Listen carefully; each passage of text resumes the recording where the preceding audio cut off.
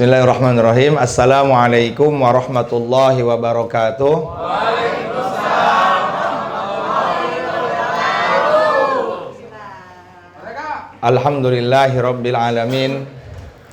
Alhamdulillahi wa kafa wa salatullahi wa salamuhu ala ibadihi alladhina istafa wa fi muqaddimatihim ala sayyidina wa habibina al-mustafa wa ala alihi wa ashabihi ahla sidqi wal wafa wa man bihim iqtada wa iktafa wa ba'd.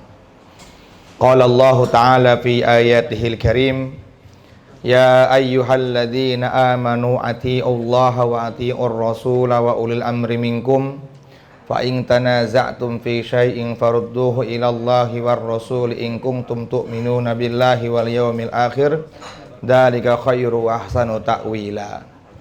Wa qala nabiyyuna Muhammad sallallahu alaihi wasallam, kullu ummati yadkhulunal jannata illa man aba.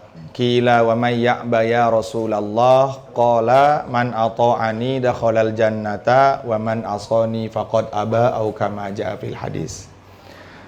Yang terhormat, yang saya muliakan, keluarga besar Mas Ridho beserta Mami beserta keluarga, yang mudah-mudahan senantiasa Allah Subhanahu wa taala jaga keluarga ini. Allah Subhanahu wa taala berikan di dalamnya sakinah, mawaddah, warahmah, dan senantiasa istiqomah dalam kebaikan, dan mudah-mudahan semua keluarganya, anak keturunannya dijadikan oleh Allah Subhanahu wa taala anak yang Allah ridhoi. Amin ya rabbal alamin. Juga beserta para jamaah ngaji Pelo yang tidak saya sebutkan satu persatu namanya, tetapi tidak mengurangi rasa hormat dan takzim saya. Mudah-mudahan kita semua mendapatkan kebaikan dari Allah Subhanahu wa taala. Alhamdulillah, pada kesempatan malam hari yang berbahagia ini, Allah Subhanahu wa taala masih memberikan kepada kita banyak sekali nikmat. Nikmat yang Allah Subhanahu wa taala berikan kepada kita ini kita nggak mampu untuk membalasnya. Nggak mampu untuk membalasnya. Jangankan untuk membalas, menghitung satu nikmat yang Allah berikan kepada kita dari anggota badan kita pun kita nggak akan mampu. Allah Subhanahu wa taala mengatakan, wa in ta'uddu nikmatallahi la tuhsuha. Jangankan untuk membalas, menghitung nikmat Allah kita nggak mampu. Menghitung saja satu nikmat yang Allah berikan di sebelah mata kanan kita ini, Masya Allah, dari mulai pagi sampai sekarang, kalau dijual dengan seluruh kekayaan kita maka tidak akan pernah bisa terbeli. Bahkan Allah Subhanahu wa taala mengatakan dalam akhir surat Al-Kahfi, qul law kana al-bahru midadan li kalimati rabbi lanafidal bahru qabla an tanfadha kalimatu rabbi walau ji'na bimislihi madada. Kalau seumpama lautan dijadikan satu untuk dijadikan tintanya, kemudian ranting-ranting dijadikan satu untuk dijadikan penanya, dan semua daun-daun dijadikan satu untuk dijadikan kertasnya, menghitung satu nikmat yang Allah berikan kepada seorang hamba itu tidak akan pernah bisa. Bahkan bimislihi madada, datangkan lagi seperti itu 70 kali lipat lagi datangkan, nggak akan pernah bisa mampu menghitung nikmat Allah Subhanahu wa taala. Dan nikmat tertinggi yang Allah Subhanahu wa taala berikan kepada kita sebagai hambanya adalah nikmat iman, nikmat Islam, nikmat bisa kenal kepada Allah, nikmat bisa mengerjakan semua perintah Allah Subhanahu wa taala, nikmat bisa mengamalkan semua sunnahnya Rasulullah sallallahu alaihi wasallam. Dalam sebuah riwayat hadis Nabi besar Muhammad sallallahu alaihi wasallam, beliau mengatakan, Allah Subhanahu wa taala memberikan dunia kepada siapa saja, diberikan dunia kepada siapa saja. Orang kafir dapat nikmat dunia, orang munafik dapat nikmat dunia, orang fasik dapat nikmat dunia, orang beriman dapat nikmat dunia. Bahkan makhluk Allah Subhanahu wa taala sekalipun yang tidak diberikan akal kepadanya dapat nikmat dunia. Jadi memang sifatnya Allah Subhanahu wa taala ketika menciptakan hambanya, maka Allah Subhanahu wa taala punya sifat namanya Al-Malik, zat yang maha memelihara. Ar-Razik, zat yang maha memberikan rezeki. Al-Hafidh, zat yang maha menjaga. Setelah kita diciptakan oleh Allah, diberi rezeki oleh Allah, dihidupkan oleh Allah, dipelihara oleh Allah, dijaga oleh Allah Subhanahu wa taala. Akan tetapi walakin yu'tiddin ala man yuhibbuhu. Akan tetapi nikmat agama, nikmat bisa sholat 5 waktu, nikmat bisa berjamaah, nikmat bisa bersolawat kepada yang mulia Rasulullah sallallahu alaihi wasallam, nikmat bisa duduk dalam majelis ilmu seperti ini, hanya Allah Subhanahu wa taala berikan khusus kepada orang-orang yang Allah cintai saja. Jadi kita ini sekarang hakikatnya sedang dicintai oleh Allah Subhanahu wa taala. Jangan pernah mengeluh, jangan pernah menyesal kalau kita masih diberikan kesempatan sujud oleh Allah Subhanahu wa ta'ala. Dalam riwayat hadis Nabi mengatakan, min alamati i'radillahi ay yaj'ala syughlahu fi ma la ya'ni. Allah Subhanahu wa taala itu kalau benci sama seorang hamba, maka Allah Subhanahu wa taala akan jadikan kesibukan hamba tersebut tuh tidak ada manfaat untuk dirinya. Coba kita lihat deh keseharian kita. Kalau kita sibuk diri kita ini dalam urusan dunia kita, tetapi sampai kita lupa kepada Allah Subhanahu wa taala, maka nauzubillah min zalik, sesuai sabda Nabi, Allah sedang murka kepada kita. Jangan sampai kita ini sibuk tapi lupa Allah. Sampai sholat 5 waktu kita tinggalkan, bersedekah kita tinggalkan, berzikir kita tinggalkan dengan alasan apa? Dengan alasan sibuk mencari dunia. Padahal hakikatnya dunia, sering saya sampaikan di sini, kalau tujuan hidup kita hanya dunia, walam ya'tihi minad dunya illa ma qaddara alaihi, tidaklah dunia datang kepada kamu sesuai yang ditakdirkan oleh Allah. Jadi rugi sekali orang tuh kalau sibuknya dunia, lupa Allah, lupa segala-galanya, lupa berzikir. Dia dapat dunianya, tetapi seukuran dengan apa yang ditakdirkan oleh Allah Subhanahu wa ta'ala. Tetapi sebaliknya, Nabi mengatakan, orang itu kalau Allah sayang kepadanya, maka Allah Subhanahu wa ta'ala akan menjadikan kesibukannya untuk perkara-perkara agama. Sibuk dalam zikir, sibuk dalam urusan mencari nafkah, tetapi tidak melupakan Allah Subhanahu wa ta'ala. Sesuai dengan sabda Nabi, mayyuridillahu bihi khairan yufaqihu fid din wa innama ana qasim wallahu yu'ti. Siapa yang Allah kehendaki kebaikan dalam dirinya, maka Allah akan sibukkan dalam agama. Nah, makanya kejayaan hanya dalam amal agama secara sempurna. Itu udah harga mati itu. Nggak boleh ditawar lagi tuh. Kalau kita ingin mendapatkan kebahagiaan, kejayaan dunia dan akhirat, maka kita harus berpegang teguh pada hukum Allah Subhanahu wa ta'ala. Jadi hukum Allah itu nggak boleh ditawar, nggak boleh dikurangi, apalagi dikurangi. Ditawar aja nggak boleh, apalagi dikurangi. Makanya tadi di awal saya katakan firman Allah Subhanahu wa ta'ala, ya ayyuhalladzina amanu atiullaha wa atiur rasul wa ulil amri minkum. Allah Subhanahu wa taala berfirman, hai orang-orang yang beriman, taatlah kalian kepada Allah Subhanahu wa taala. Maka di sini seorang ulama mengatakan, laisa hunaka ta'atun wa ta'atun illa lillah wa rasulihi sallallahu alaihi wasallam, fa in amara insanan akhara bi ma'siyatin fala ta'ata lahu. Jadi kalau taat kepada Allah Subhanahu wa taala nggak boleh pikir-mikir. Tapi kalau taatnya kepada selain Allah Subhanahu wa taala, maka kita harus lihat dulu. Dia perintahnya ke hal apa ini? Kalau dia perintahkan kepada kebaikan, ya kita kerjakan.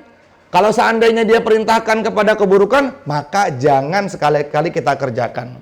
Sesuai sabda Nabi Muhammad SAW, la ta'ata li makhlukin fi ma'siyatil khaliq. Tidak diwajibkan taat kepada seorang hamba Allah Subhanahu wa taala dalam hal urusan maksiat. Maka Allah Subhanahu wa taala berfirman, ya ayyuhalladzina amanu atiullaha wa atiur rasul wa ulil amri minkum. Bahasanya Allah seperti ini dalam Al-Qur'an. Kalimat taat, ya, kalimat taat dalam Al-Qur'an dalam surat yang tadi saya sebutkan. Ustaz, tolong dong bukan Ustaz. Ada yang tebel?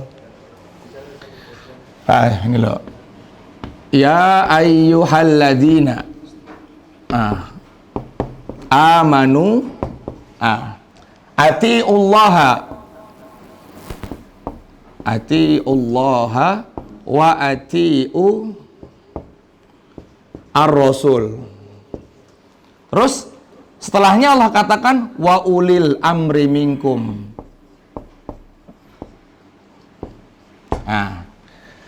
Allah Subhanahu wa taala telah menyebutkan ya kalimat atiu dalam ayat ini 2 kali. Pertama, ati Allah, taat kepada Allah Subhanahu wa taala. Yang kedua, wa atiu ar-rasul. Kalimatnya 2 sama, tapi untuk kepada selain Allah dan Rasulullah sallallahu alaihi wasallam, Allah Subhanahu wa taala sebutkan dengan hanya waw, yang disebut dengan waw atof. Maka kesimpulannya bagaimana? Kesimpulannya di sini, qala Asy-Syinkiti fi Adwa'il Bayan, qarrara al-fi'lu binisbati lillahi war rasul wa lam yuqarrirhu binisbati li ulil amri. Jadi senantiasa dalam urusan kita taat kepada Allah Subhanahu wa taala, kita nggak boleh pikir lagi. Taat kepada Allah, apapun yang Allah Subhanahu wa taala perintahkan kepada kita, baik itu menurut kita merakaya susah atau menurut kita itu senang, maka wajib kita mentaati perintah Allah Subhanahu wa taala. Begitupun kepada Rasulullah sallallahu alaihi wasallam. Contohnya para sahabat. Para sahabat ridwanullah alaihim ajmain pernah satu masa diperintahkan oleh Rasulullah sallallahu alaihi wasallam dalam perang Badar. Yang pada waktu itu tragedi perang Badar terjadi pada tahun 2 Hijriah. Dan para sahabat baru pertama kali mengalami puasa.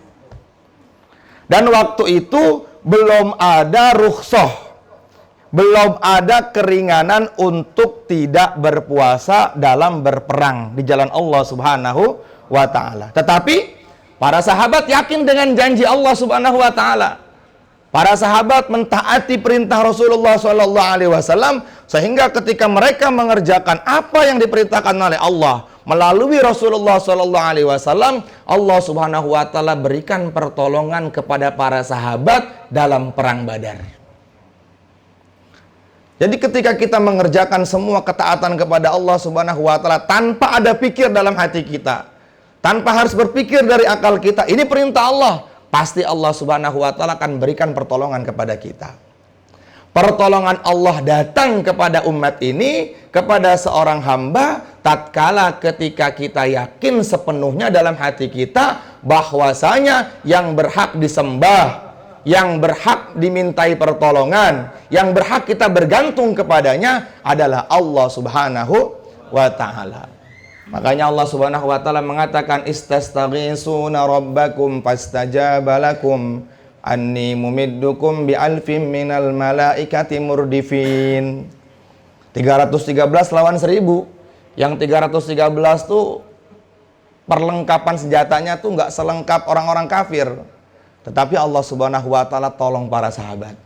Bahkan dalam riwayat hadis dikatakan saking Allah Subhanahu wa taala menolong kepada para sahabat, sehingga para sahabat tuh melihat ada banyak orang-orang yang mereka nggak kenal. Ini siapa ini? Ternyata Allah Subhanahu wa taala telah menurunkan pasukannya dari langit, yaitu para malaikat. Makanya perang Badar kan terjadi kan pada bulan Ramadan tahun keberapa? 2 Hijriah. Tanggal berapa Ramadan? Tanggal 17 Ramadan sampai 1 Syawal. Di malam 1 Syawal, Rasulullah dan para sahabatnya dalam puncaknya kemenangan, Nabi naik di atas untanya dalam keadaan tawadu. Beliau melantunkan takbir Allahu Akbar, Allahu Akbar, Allahu Akbar. La ilaha illallah wallahu akbar. Allahu Akbar walillahil hamd. Shadaqa wa'dah wa nasara 'abdah wa a'azza jundahu wa hazamal ahzaba wahdah. Shadaqa wa'dah. Dialah Allah Subhanahu wa taala yang maha benar janjinya. Shadaqa wa'dah. Jadi janji Allah tuh tidak akan pernah berbohong. Allah tuh tidak akan pernah berbohong. Innallaha la yukhliful mi'ad. Tetapi manusia yang setiap kali berbohong kepada Allah, dikasih rizki sama Allah, hidup di buminya Allah, dipelihara oleh Allah, dikasih mata oleh Allah, masih aja berani bermaksiat kepada Allah. Ada seorang santri datang kepada muridnya, kata Habib Umar bin Al-Hafidh rahmatullah alaih. Beliau mengatakan, ada seorang murid datang kepada gurunya, wahai guru, izinkan aku untuk bermaksiat kepada Allah Subhanahu wa taala. Kata gurunya kepada si murid tadi, silakan kamu bermaksiat, tapi cari tempat yang di situ nggak dilihat oleh Allah. Ada? Boleh. Kuku boleh maksiat, silakan. Mas Ridho boleh maksiat, silakan. Tetapi Mas Ridho cari tempat yang Allah nggak lihat. Mau kemana kita? Ke tengah-tengah laut milik Allah Subhanahu wa ta'ala. Mau ke atas langit juga punya Allah Subhanahu wa ta'ala. Kemana-mana pun milik Allah Subhanahu wa ta'ala. Maka nggak pantas buat kita yang nggak punya apa-apa, nggak bisa apa-apa, kok berani sama yang bisa apa-apa, yang punya apa-apa. Harusnya kita mikir. Kenapa kita mengerjakan perintah Allah ini selalu mikir? Wah, ini nggak enak, ini enak. Yang enak dikerjakan, yang nggak enak kita tinggalkan. Jangan seperti itu. Perintahnya Allah Subhanahu wa taala dalam Al-Qur'an, "Infiru khifafan wa thiqala." Bergeraklah kamu, berjuanglah kamu dalam keadaan kamu senang atau dalam keadaan kamu dalam keadaan susah. Jadi ketika kita dalam perintah Allah Subhanahu wa taala, jangan sekali-kali kita berpikir. Karena setiap orang yang mengerjakan perintah Allah Subhanahu wa taala, hukum Allah Subhanahu wa taala, kalau benar-benar kita mengamalkannya, pasti pertolongan Allah akan datang kepada kita semuanya. Ya, para sahabat tuh luar biasa, ditolong oleh Allah Subhanahu wa taala. Kita tahu ada seorang sahabat yang berjalan di atas lautan. Ada seorang sahabat yang bisa membelah gunung. Ada seorang sahabat yang dengan sholat 2 rakaatnya bisa menghidupkan orang mati. Ada seorang sahabat yang dengan sholatnya Allah turunkan hujan. Ada seorang sahabat yang hanya melihat ke arah matahari, tiba-tiba matahari langsung meredup. Kenapa bisa seperti itu? Karena ketika mereka mengamalkan perintah Allah Subhanahu wa taala dengan yakin dan sungguh-sungguh. Tetapi ada orang-orang yang mengamalkan agama tetapi masih beletang-beletong. Kadang-kadang masih percaya atau tidak percaya. Maka orang yang seperti ini tidak akan ditolong oleh Allah Subhanahu wa taala, tetapi Allah Subhanahu wa taala akan murka kepadanya. Siapa mereka? Bani Israel. Yakin sama Nabi Musa, tapi keyakinannya kadang-kadang masih diselisihi. Nabi Musa betul apa enggak ya? Padahal sudah dalam pertolongan Allah. Sudah Allah Subhanahu wa taala sudah menolong Nabi Musa melewati lautan yang dibelah di depan muka mereka masing-masing. Melihat keajaiban mukjizat yang Allah berikan kepada Nabi Musa. Di depan lautan, di belakang Fir'aun dengan bala tentaranya. Mereka mengatakan, "Inna lamudrakun." Kita nih celaka wahai Musa. Tapi ketika seorang yang hatinya tawajuh kepada Allah, ketika seseorang yang betul-betul mengamalkan perintah Allah Subhanahu wa taala, nggak pakai mikir-mikir, "Kalla inna ma'iya rabbi sayahdin." Allah bersama saya katanya. Akhirnya Allah perintahkan Nabi Musa untuk membelah lautan dengan tongkat yang beliau bawa. Selesai sampai ke tujuan, ditolong oleh Allah Subhanahu wa taala, terkesan dengan imannya orang-orang yang menyembah patung. Mereka mengatakan, "Wahai Musa, alangkah baiknya kalau kita bikin patung sapi, bikin patung anak sapi, kemudian kita apa? Kita sembah seperti mereka." Nah, ini pun akan terjadi kepada kita. Ya, karena sebagian ulama mengatakan iman kita itu dibagi menjadi 3.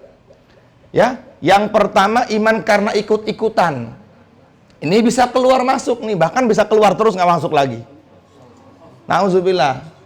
Iman kita tuh iman ikut-ikutan sama siapa? Orang tua kita. Wallahi kalau seandainya orang tua kita dilahirkan dalam keadaan kufur, mungkin hari ini pun kita ikut dalam keadaan kekufuran.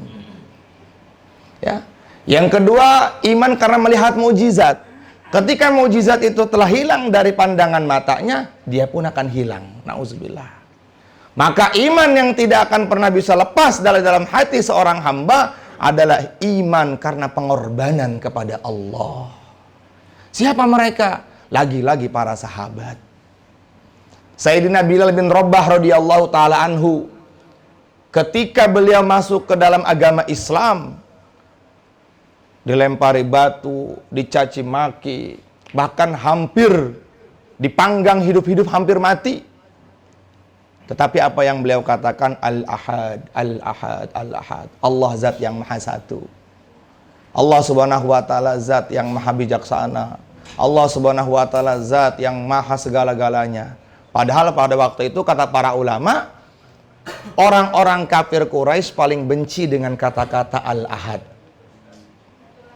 Tetapi Sayyidina Bilal terus mengucapkan Al-Ahad, dicambukin Al-Ahad. Maksudnya Allah, Allah. Maka iman yang didapatkan dengan secara korban, dengan dia mengorbankan semua apa yang dia berikan untuk Allah Subhanahu wa taala, iman yang seperti ini tidak akan pernah dilepas oleh Allah Subhanahu wa taala. Karena Allah pandang iman kayak gitu. Makanya Nabi Muhammad SAW beliau mengatakan, akan datang kepada umatku menjelang hari kiamat, pagi beriman, malamnya udah kafir. Malam beriman, paginya udah kafir. Kapan itu ya Rasulullah? Nanti menjelang hari kiamat. Siapa mereka ya Rasulullah? Orang-orang yang ketika mengamalkan agama tapi masih mikir. Maka dalam urusan agama tidak ada tawar-menawar. Sebagaimana disebutkan di dalam kitab Diyaul Bayan, di situ disebutkan fala ta'ata li makhluqin fi ma'siyatil khaliq. Gak boleh kita taat kepada hamba Allah Subhanahu wa taala dalam hal kemaksiatan. Makanya di situ Allah katakan atiullaha wa atiur rasul. Allah Subhanahu wa taala mengatakan kalimat atiu 2 kali. Taat kepada Allah dan taat kepada Rasulullah sallallahu alaihi wasallam. Wa in tuti'uhu tahtadu. Siapa yang taat kepada Allah, kepada Rasulullah sallallahu alaihi wasallam, maka dia akan mendapatkan petunjuk dari Allah. Kalau kita mengorbankan semua hidup kita untuk Rasulullah, maka yang pertama kali Allah akan berikan kepada kita adalah yuhibbukumullah, dicintai oleh Allah. Qul in kuntum tuhibbunallaha fattabi'uni yuhibbukumullah. Kalau kalian mengaku cinta kepada Allah dan Rasulullah sallallahu alaihi wasallam, maka hendaknya kalian mengikuti caranya Rasulullah sallallahu alaihi wasallam. Dalam hal apapun, apalagi dalam urusan ibadah kita, maka kita wajib mengikuti caranya Rasulullah sallallahu alaihi wasallam. Orang itu kalau amalnya tidak dengan cara Nabi, maka batil, tertolak di hadapan Allah Subhanahu wa taala. Ibnu Sulaiman beliau mengatakan dalam kitab Dalailul Khairat, kalau kalian ingin doa kalian tembus langsung sampai ke hadapan Allah Subhanahu wa taala, sebutlah nama Rasulullah sallallahu alaihi wasallam. Tidak ada jalan yang wajib kita taati, yang wajib kita ikuti melainkan jalannya Rasulullah sallallahu alaihi wasallam. Maka sunnahnya Nabi ini banyak sekali. Harusnya kita punya satu sunnah yang kita jadikan amalan istiqomah, yang dengannya kalau kita mengamalkan sunnah Rasulullah sallallahu alaihi wasallam, pertolongan Allah akan datang kepada kita. Dalam hal apapun. Enaknya jadi umat Nabi tuh, Masya Allah. Habis makan kenyang. Setelah makan dia baca doa, alhamdulillahilladzi at'amani hadat ta'am wa razaqanihi min ghairi haulin minni wala quwwah. Nabi mengatakan barang siapa setelah makan dia mengucapkan kalimat doa tersebut, maka Allah Subhanahu wa taala akan mengampuni dosanya 1 tahun yang telah lalu. Ghufira lahu ma taqaddama min dzambi. Bahkan dalam wa fi riwayatin ukhra ma taqaddama min dzambihi wa ma ta'akhkhar. Barang siapa setelah makan, ya, setelah makan dia baca doa alhamdulillahilladzi at'amani hadzal ta'am wa razaqanihi min ghairi haulin minni wala quwwah, ghufira lahu ma taqaddama min dzambihi wa ma ta'akhkhar. Dosanya setahun yang lalu diampuni oleh Allah Subhanahu wa taala, setahun yang akan datang juga diampuni oleh Allah Subhanahu wa taala. Kalau semua amal nisbatnya kepada Rasulullah. Tapi kalau amal nggak dinisbatkan kepada Nabi, yang ada malah kehancuran. Tidak ada kebahagiaan yang ditetapkan oleh Allah Subhanahu wa taala yang di situ tidak melewati jalannya Rasulullah. Wajib kita mengikuti cara Nabi, wajib. Jangan pikir-pikir. Bagaimana cara menyikapi hukum kepada Allah dan cara menyikapi hukum kepada manusia, ya ini. Ketika ada perintah Allah Subhanahu wa taala, sholat 5 waktu, kerjakan sebaik mungkin. Jangan malas-malasan. Jangan seperti orang munafik.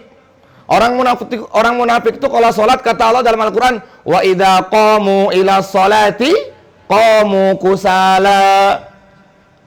Kalau kalian pengen tahu orang munafik itu, kata Allah, kalau datang waktu sholat, dia sholat, tapi sholatnya males. Ya, azan. Cepet banget sih azan. Belum beres juga kerjaan. Kerjaan belum beres. Masih mikirin kerjaan. Padahal Allah udah panggil. Setelah hayya 'alas shalah, setelahnya apa? Iya, sholat, ente menang. Kalau udah sholat pasti menang. Udah. Ini masih mikir-mikir, ntar dulu, masih nanggung sama kerjaan. Nanggung di perjalanan. Berarti nggak ada bedanya sama orang munafik. Apa tuh munafik? Ya, munafik itu mengakui zahirnya Islam, yakin kepada Allah, tapi hatinya rusak mengingkari Allah. Bahkan itu lebih parah daripada orang kafir.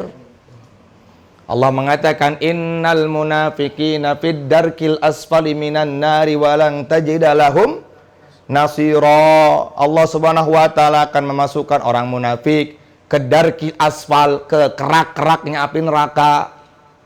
Kalau kafir masih jelas. Dia nggak yakin sama Allah. Jahanam. Tapi kalau munafik, nggih, tapi hatinya ingkar. Wah, sok suci tuh ngajak-ngajak sholat. Sok suci tuh ngajak-ngajak ngaji. Udahlah. Dia dulu juga jahil. Loh iya, nggak apa-apa dulu jahil. Para sahabat lebih jahil daripada antum.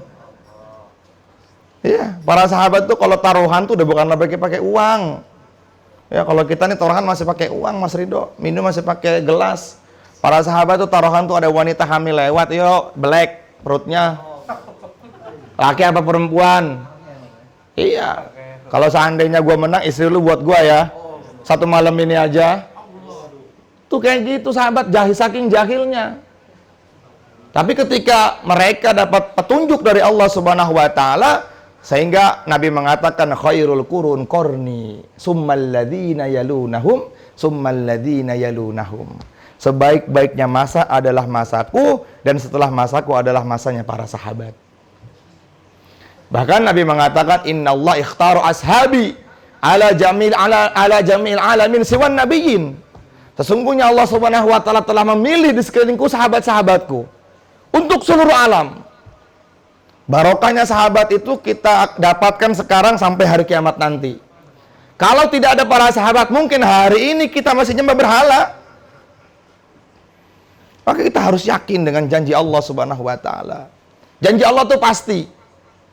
Apa yang Allah sampaikan dalam Al-Qur'an, siapa orang yang beriman kepada Allah akan mendapatkan kenikmatan surga, itu pasti. Wa basyiril ladzina amanu wa 'amilus shalihati anna lahum jannatin tajri min tahtihal anhar kullama ruziqu minha min thamaratir rizqa.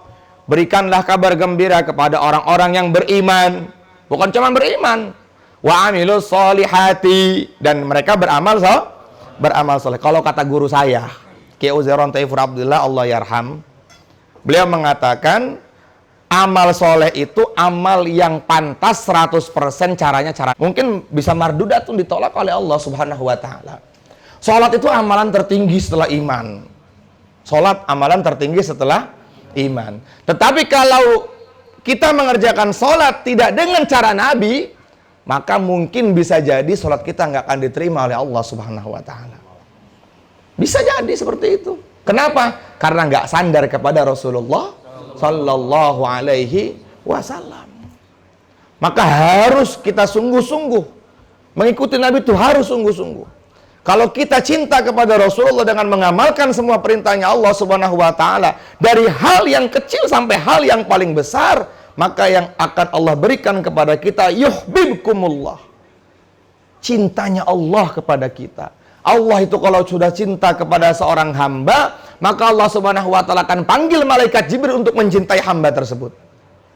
Kalau sudah malaikat Jibril cinta kepada seorang hamba, maka Jibril akan memberitahukan kepada malaikat-malaikat yang lain untuk mencintai hamba tersebut. Kalau semua sudah cinta kepada hamba tersebut, fawudi'alahul qabul, semua hajatnya akan diselesaikan oleh Allah. Lagi-lagi para sahabat. Maka contoh terbaik itu kata Kiai Ubed ya sahabat. Kalau kalian ingin memberikan contoh, cari contoh, yaitu contohnya para sahabat. Hidupnya biasa-biasa aja. Bahkan lebih mungkin kalau dalam urusan makanan, para sahabat lebih banyak laparnya daripada kita. Dalam sebuah riwayat hadis, Nabi mengatakan, yang aku takutkan melanda kepada umatku itu bukan kekafiran, bukan murtad, tetapi makan terlalu banyak. Dalam Fadilah Sedekah dikatakan, fitnah terbesar yang menimpa kepada umatku adalah perut terlalu kenyang. Imam Ghazali rahmatullah alaih di dalam kitabnya Mukasyaf al-Qulub bab takut kepada Allah Subhanahu wa taala, di antara tanda Allah benci kepada seorang hamba itu senantiasa perutnya dikenyangkan oleh Allah. Salamatul jasadi fi qillati ta'am. Kalau kita pengen selamat jasad kita, tubuh kita, hendaknya kita jangan terlalu banyak makan. Kalau kita sekarang dikit-dikit makan. Aliswell, yuk Kresto, bebas mau makan apa, perut kenyang. Akhirnya gara-gara perut kenyang, malas. Gara-gara perut kenyang, malas, kemudian nguap terus. Allah paling benci sama orang yang nguap. Wah. Nguap tuh dibenci, tahu sama Allah? Ya Ustaz Reza ya? Dibenci loh. Oh coba deh. Berarti kalau di ngaji kita ini udah nguap 10 kali, berarti Allah benci sama kita itu. Oh, jangan ke sana. Oh, ke Adam aja ya. Ya la ilaha illallah. Rasulullah tuh dulu makannya, Sayyidatina Aisyah radhiyallahu ta'ala beliau mengatakan, aku tidak pernah menjumpai Rasulullah makan sehari lewat dari 3 kali. Nabi itu setiap hari lapar. Dan makan gandum tuh makan gandum yang kasar. Tidak pernah gandum haus. Padahal seorang Nabi. Ya Allah, surga diciptakan karena Rasulullah. Kita diciptakan barokahnya Rasulullah. Sidratul Muntaha juga diciptakan untuk Rasulullah. Tapi setiap hari masih lapar. Hati-hati nih. Ini sunnah yang belum kita bisa kerjakan ini, nahan lapar ini. Oh, apalagi kalau udah saya lapar itu. Waduh, mata gelap mas. Ustadz Adut lapar katanya. Jangan hati-hati. Marah. Udah, galak. Kita harus mengerjakan semua sunnah Nabi. Jangan cuman dalam hal-hal yang enak aja kita kerjakan. Oh, pernikahan sunnah Nabi, ya. Tapi nggak pernah kita memikirkan sunnah Nabi yang susah buat kita, kayak lapar, sholat tengah semalaman suntuk. Nabi itu pernah dalam 1 rakaat sholat hampir membaca 11 surat. 11? Masya, Alhamdulillah, Mas Ridho, Ustadz Gifari, Mas Abror, Bang Alvin, dan teman-teman yang lain pernah sholat 20 rakaat dan hatam 30 juz. Nanti ditanya di hadapan Allah, Gembus, kamu cinta nggak kepada Al-Quran? Cinta ya Allah. Tanda bukti kamu cinta? Dulu pernah ya Allah, sholat sekali hatam 30 juz. Masuk surga tanpa hisab, kata Allah. Karena Nabi mengatakan, Iqra'ul Quran fa innahu ya'ti yaumal qiyamati syafi'an li ashabih. Bacalah Al-Quran, karena Al-Quran akan datang pada hari kiamat dengan membawa syafaatnya.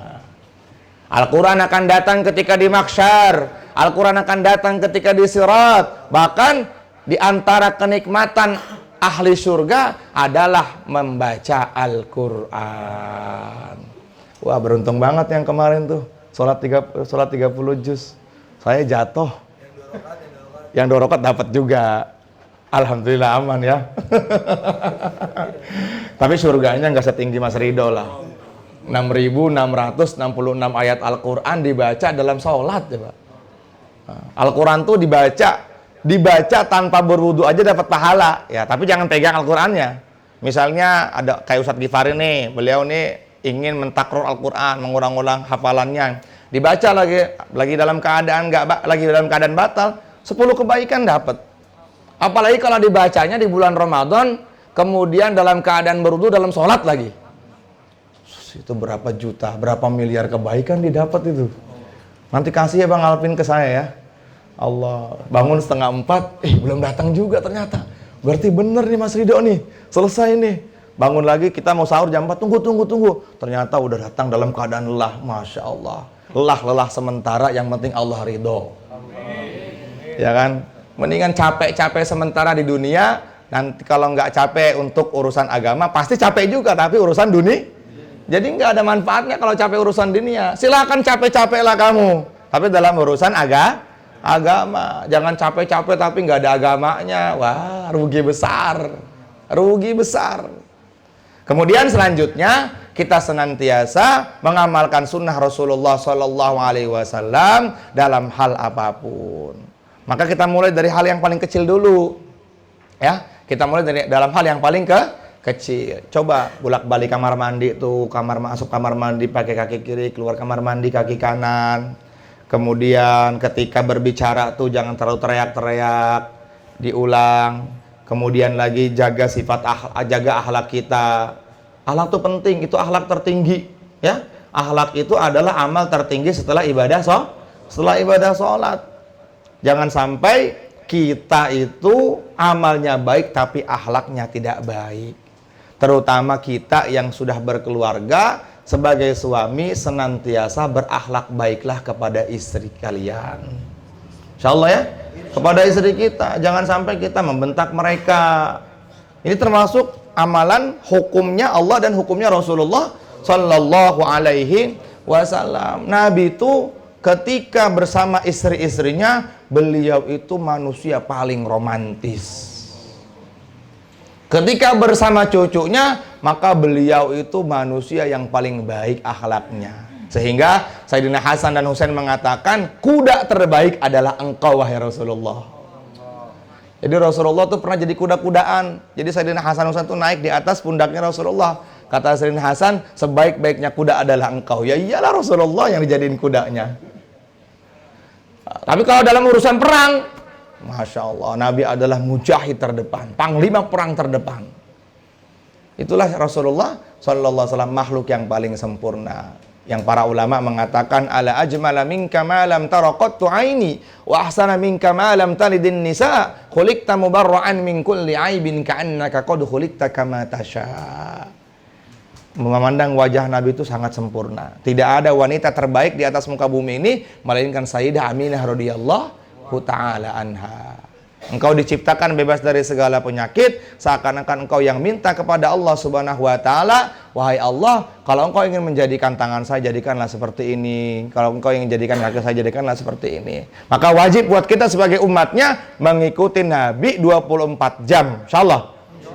Insyaallah ya, wajib taat. Ati Allah wa ati Rasul. Boleh taat kepada manusia, yang penting masih nisbat kepada Allah Subhanahu wa taala dan Rasulullah Sallallahu Alaihi Wasallam. Kemudian ketaatan yang kedua yaitu taatul abna ilal aba. Taatnya seorang anak kepada bapak. Boleh kita taat selagi kapan? Taatul walidaini wajibatun ala abnaihim fi ghairi ma'siyatin. Jadi wajib kepada seorang anak taat kepada orang tuanya selagi orang tuanya taat kepada Allah dan Rasulnya dan memerintahkan kepada perkara yang baik. Kita kalau seumpama orang tua kita nggak baik, tetap kita harus jaga akhlak punya akhlak yang baik. Di sini dikatakan fa in ta'aradat ta'atul walidaini ma ta'atillahi ta'ala fala yajibu 'alal abna ta'atu walidaihima fi ma'siyatillah. Kalau seumpama dihadapkan, misalnya ada seorang anak dihadapkan, orang tuanya ini jahat banget, orang tuanya ini buruk sekali, memerintahkan kepada perkara yang buruk, maka tolak dengan akhlak yang baik. Ya, tolak dengan akhlak yang baik. Fala yajibu 'alal abna ta'atu walidaihima fi ma'siyatillahi azza wa jalla fala syakka anna ta'atallahi. Jangan sampai kita nggeh-nggeh aja. Wah, ini orang tua saya nih. Oh, jangan sampai seperti itu. Ketika orang tua kita memerintahkan kepada perkara yang di situ Allah nggak ridha, maka tolak.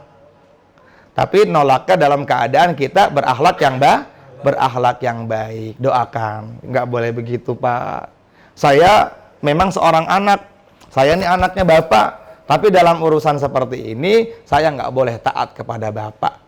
Kalau Bapak belum taat kepada Allah Subhanahu wa Ta'ala dan Bapak memerintahkan kepada saya untuk melakukan hal yang Allah di situ murka kepadanya, maka saya nggak boleh mengikuti apa yang disampaikan oleh Bapak. Harus begitu, ya. Maka kita ketika ada dihadapkan kepada dua perkara, antara taat kepada Allah dengan taat kepada orang tua yang melahirkan kita, yang memberikan nafkah kepada kita, tetapi di situ bertentangan dengan Allah, kita pilih ketaatan kepada Allah Subhanahu wa Ta'ala. Tapi dengan apa? Dengan akhlak yang baik. Jangan sampai omongan kita juga kasar, menyakiti hati orang tua kita. Bapak nih udah gede, udah tua juga, masih aja nggak mau ibadah. Jangan, anak durhaka namanya kalau kayak gitu. Nggak boleh, karena yang mengajari kita bicara adalah orang tua. Jangan sampai pembicaraan kita yang kita di situ bisa bicara karena sebabnya malah membentak mereka semuanya. Ya, bahkan Nabi mengatakan wa in zolama. Kalaupun orang tua kamu jahat, buruknya kayak Masya Allah, nggak karuan, tetaplah berbaik kepadanya. Wa in zolama ya Rasulullah, wa in zolama. Kalau dia pun jahat kepada kamu, tetap harus baik kepadanya.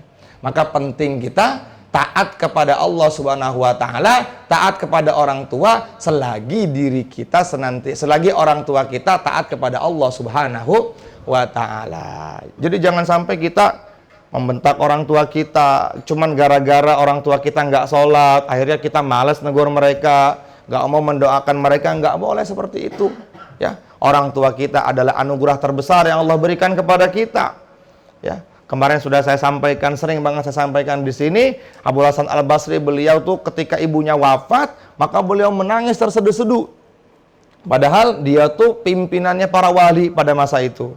Ditanya, Syekh, kenapa engkau menangis wahai Syekh? Aku menangis bukan karena wafatnya ibuku, tapi aku menangis karena hari ini pintu surga telah tertutup untukku. Satu masa Rasulullah SAW naik ke atas mimbar untuk memberikan khutbah Idul Fitri kepada para sahabatnya. Falamma taqal ula, ketika di tangga pertama Nabi mengatakan amin. Tangga kedua Nabi mengatakan amin. Tangga ketiga Nabi mengatakan amin.